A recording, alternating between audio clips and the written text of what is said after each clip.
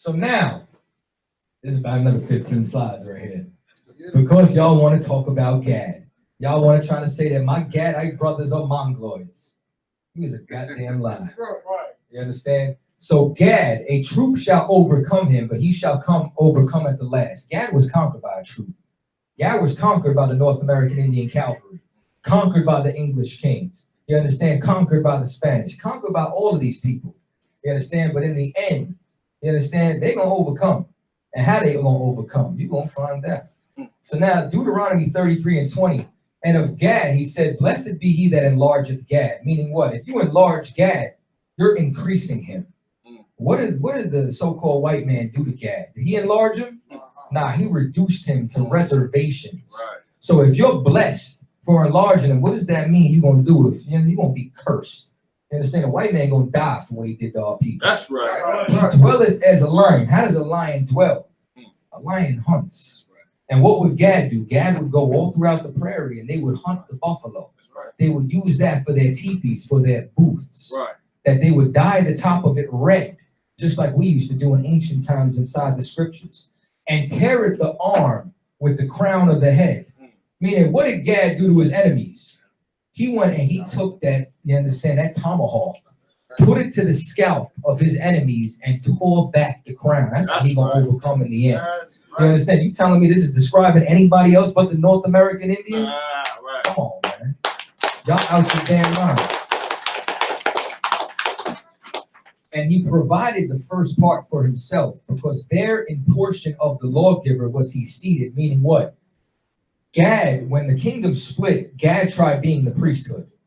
That's why even today, you can still see they wear their garments with the fringes and the border of blue. They still call their medicine men or their priest shaman. Right. You understand? Which is basically the Hebrew word for oil. That's you understand? Right. The Hebrew word for anointing. You understand? So now they came over here with the heads of the people. He executed the justice of the Lord and his judgments with Israel. If you go and you look, Gad would stone you if you practice witchcraft because you suffer a witch not to live. They would stone you if you committed treason, meaning if you broke the laws that they had in the land. That's the same thing that we would do in Israel. Next slide. What we got going on here? It's the Star of Rem fan. What you're seeing right here is a watercolor painting by George Barbier or Barber in 1882 to 1932. He was painting all these different paintings, man. This also came out of, remember, the ethnology of America. And you see a Gadite sailing in his canoe with the shield of David right on it. Because once again, this is found in Peru. This is found everywhere amongst us, man. Next slide. The North American Indian, the following is from J.J. Mombert's History of Lancaster County, Pennsylvania, page 63, with an extent from the letter written by William Penn to the Committee of the Free.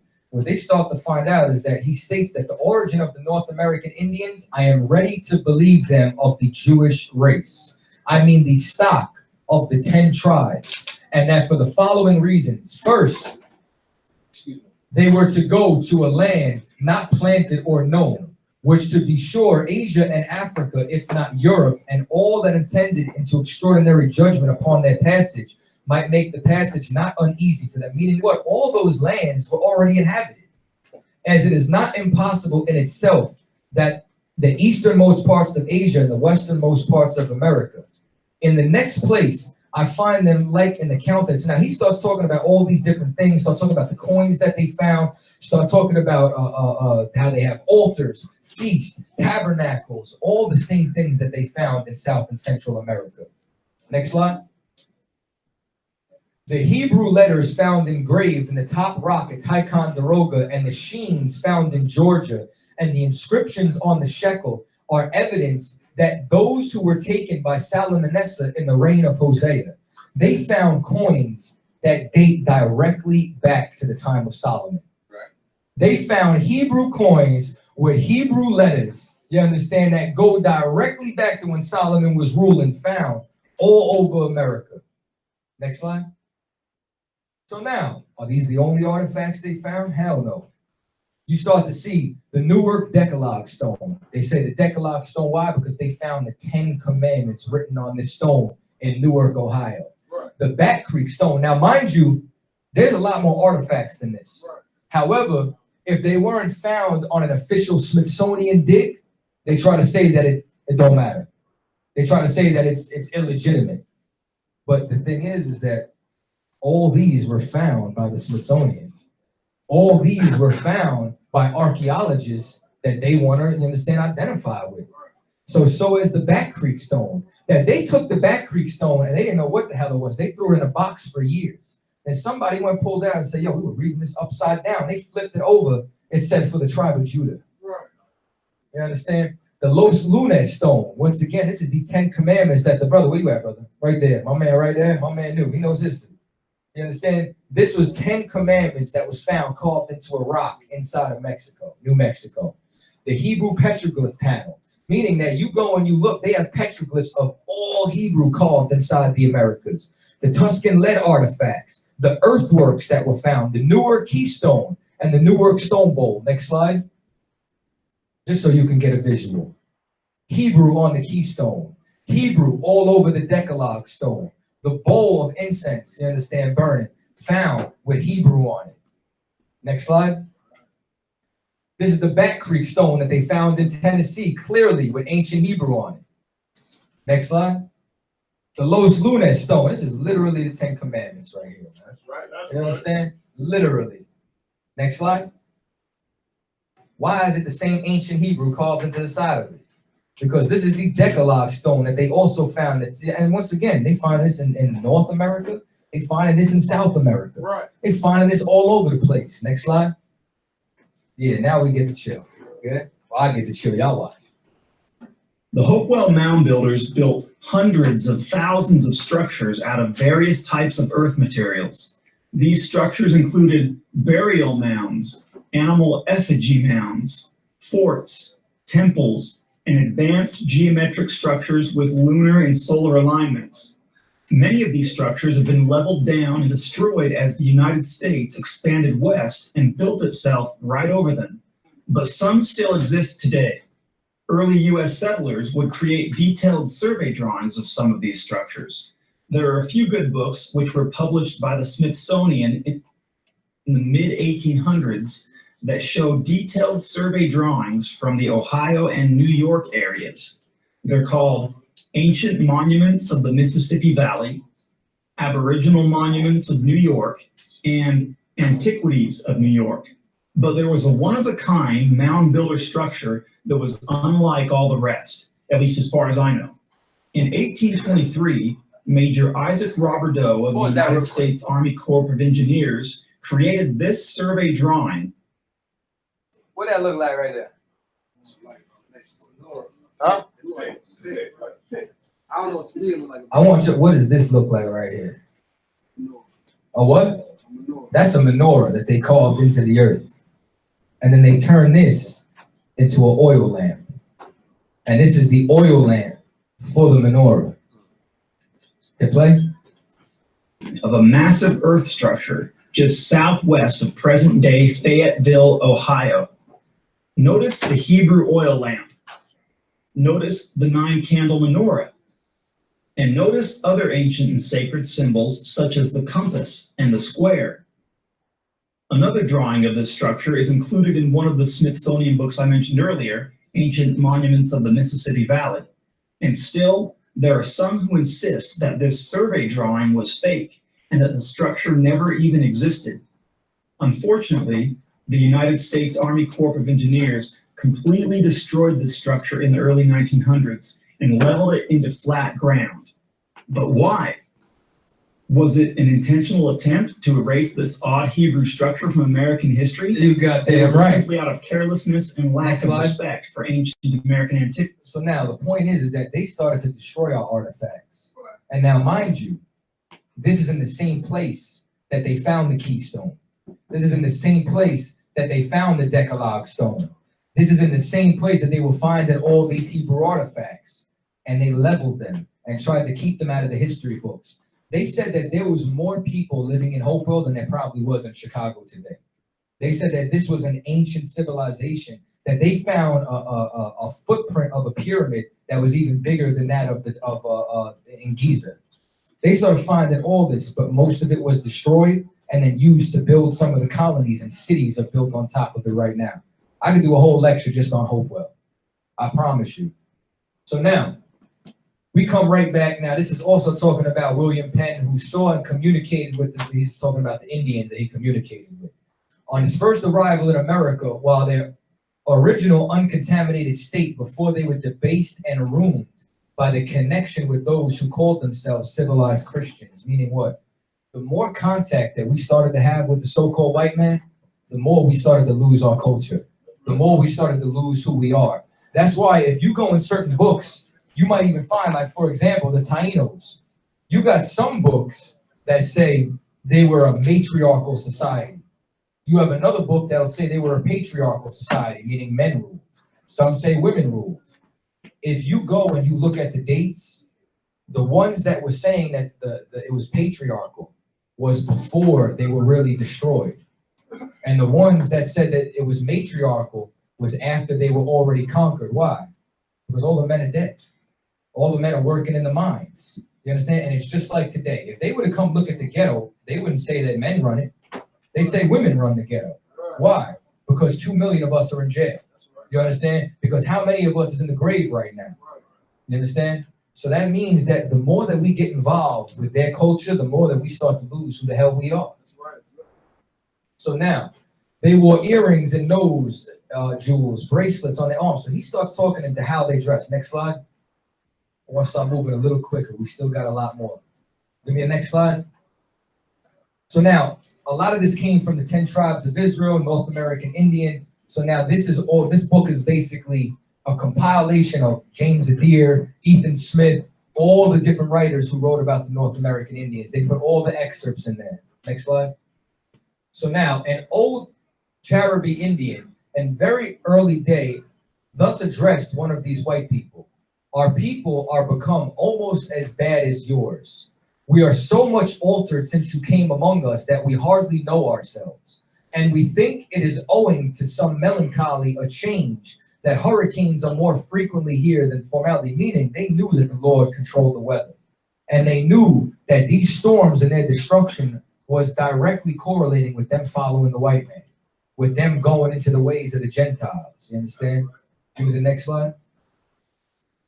So now, it says they're so degenerated, they cannot give tolerable accounts of the origin of their religious rites, ceremonies, and customs. So he starts talking about how they completely destroyed and conquered us, that we didn't know who the hell we are. So if you go to a reservation now, or in the last 200 years, and you try speaking to them, and they say, oh, we're not the children of Israel, it's because you took that from us. But so you got to go to all the people who were studying us from the 15, 16, 1700s, and these are the accounts that they give us. Next slide. So now, it says that the Indian languages have never been reduced by any certainty by letters, but must have been exposed to change and misconceptions. They try to say that we didn't have an alphabet, which is a damn lie. We're going to prove that tonight. It says, their awful example of white people, we are this day confined to few traces of their original language, their religious rites, customs, and few common traditions that may labor to be collected to form opinions upon. The Indian language in general are very copious and expressive, considering the narrow sphere in which they move, their ideas being few in comparison with civilized nations. They have neither cases nor, I can't even see that word right now, declensions. They have few or no prepositions. They remedy this by affixes and suffixes, and their words are invariably the same, both in number. So meaning what? They start turning around and saying this is completely identical to Hebrew. This is just like the Mexican language. This is just like the Chilean language. This is just like the Mohican verb. You understand? Because Hebrew don't have prepositions. It's attached to the word. You understand? Like for example, Bahashem. You understand? You don't say, it's not just ba, ha. That ba and ha is attached to the shum, which is in the name of. But that's the exact way that the language was. So now it starts talking about how expressive their speech was. Next word. Actually, the next slide. So now it says their language abounds with guttural and strong aspirations, which make it very sonorous and bold, like Yahweh Ba'Shem Yahweh Shah Barakatah. A bold language, you understand? You go and you take a look at the language of the so-called Jew. You understand that bastard? He turns around and he's gonna say Abala Yehuda Kadarlu La'ai. You see how soft that is? You understand? You hear that in Hebrew, it's Yahweh the Kwadar La'arataza. You understand? Guttural, bold. And it says that their speech abounds with metaphors after the matter of Eastern nations. What are we learning? The Orient, the East, all of us coming over from Israel. Next slide. It says a deer records a sentence of the speech of Indian caption to his companions in his oration for war. Near the conclusion, so now basically, this is what they said. It says that their guns were burning, their tomahawks were thirsty to drink the blood of their enemies, and their trusty arrows were impatient to be on the wing. And lest they delay, they should burn their hearts any longer. He gave them the cool, refreshing word to join the holy ark. That sounds like something David would have said. That sounds like Psalms right there. That's right. You understand? Right. Next slide. So now it is said among their principal or beloved men that they have been handed down from their ancestors. Excuse me. Yo, hold on. I need y'all to pay attention to this. I need y'all to pay good attention to this. It is said among their principal or beloved men that they have it handed down from their ancestors, that the book which the white people have was once theirs. What's the book that white people had when they came here? The Bible.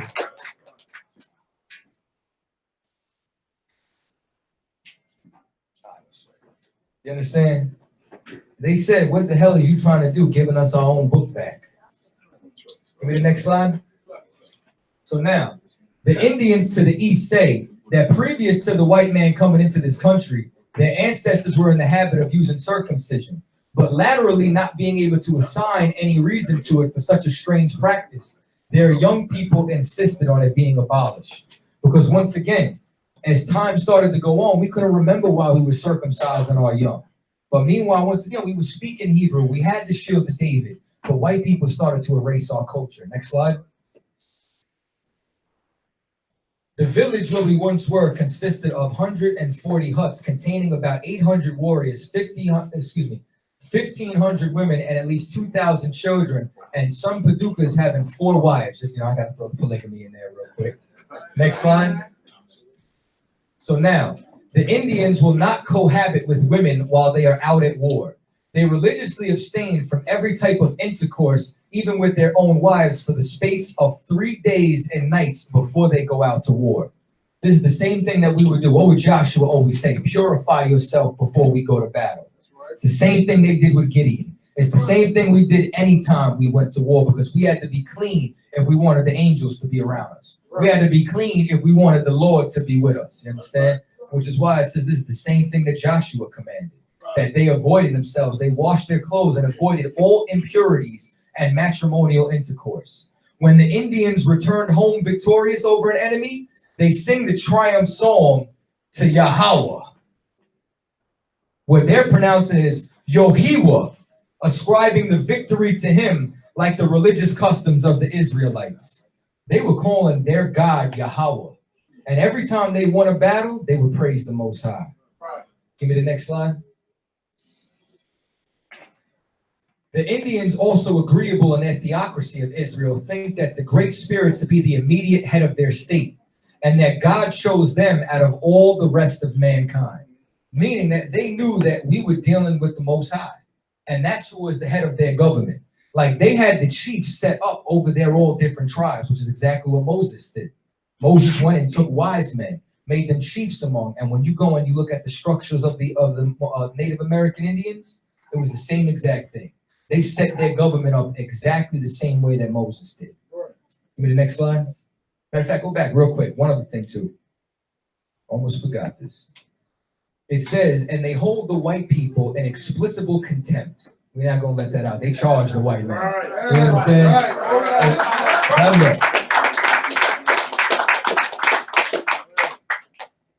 So now, meaning that they literally, you understand, have trash words for the so-called white man, but they flatter their brothers as the beloved people. Next slide. So now, when any of their beloved people die, they soften the thoughts of his death by saying he has only gone to sleep with his beloved forefathers. This is the same thing that they said about David when he got the prophecy about Yahushua. It says, when the day comes that you go and you rest with your fathers, all the parts of speech, all the parts of our customs and culture was the same. Next slide.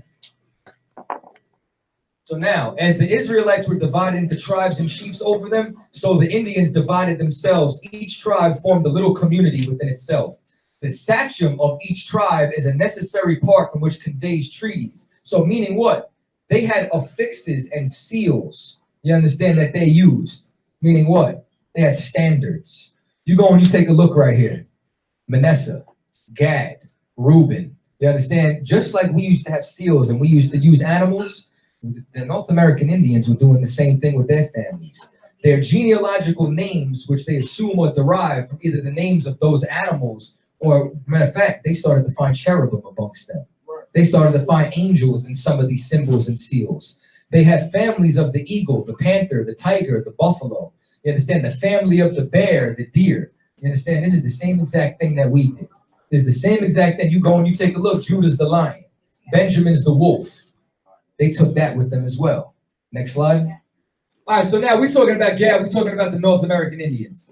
The Indians, however, bear no religious respect to the animals from which they derive the names of their tribes, but will kill any of their species when opportunity serves. Meaning what? Israel has never been religious. And that's why they try to understand our religion. We don't have a religion, we have a culture. And if you study our culture, that's when you see we practice circumcision. If you study our culture, that's when you see we carry an ark to war. That's when you see we separate ourselves from women when they're unclean. We separate ourselves from sisters to not sleep with them before we go to war, so the Lord will be with us. That's right. We go and we lock ourselves in for the Sabbath day and don't work on that day.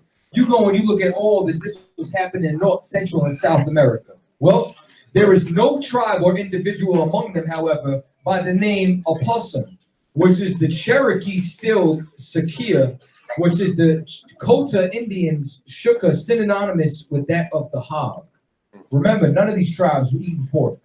None of these tribes were eating swine. And none of these tribes, although they'll name themselves just like we did with our sigils, with our standards, none of them will name themselves after a pork, after hog, after swine.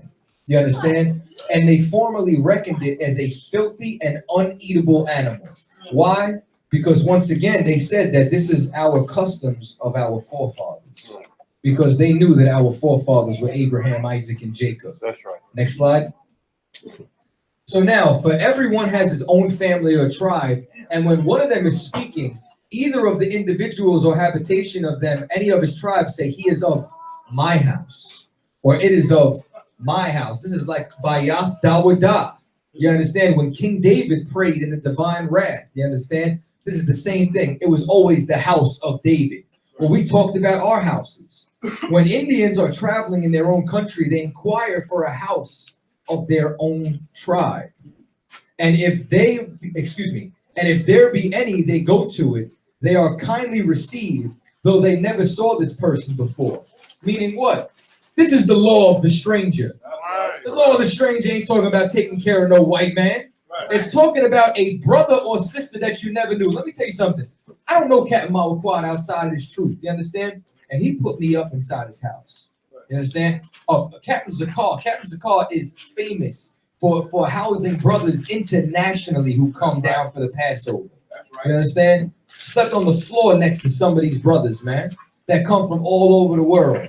And you know what? He puts them up and he says, this is your house. He goes to his slavery. And he's like, Chaataza, you know what I'm saying? Just be cool, you know what I'm saying? Whatever. You know what I'm saying? Make sure the brothers got what they need. Now make sure the brothers got their blankets. The brothers got their pillows. Because we take care of the strangers, the people who's our family, the people who's one West. Because this is the law of the stranger. Don't ever try to give that to another nation. That's right. Let me get another slide. So now I want y'all to pay very close attention. You see this right here? This is how Gadites would dress it, right? Next slide. This look like General Q right here at the last Passover. You know what I mean? With the garment, with the fringes, you see the border of blue right there going all the way up the sleeve. And now notice that it's rough material, it's cowhide. Notice, like, I hate the word, but notice the swag that they got going on, the style that they got going on. This is very important because I want you to pay attention when I bring Ruben up, because Ruben's coming up next. Next slide. Now, also on the cowhide, this was a warrior's portrayal of a puberty dance. What y'all see right here?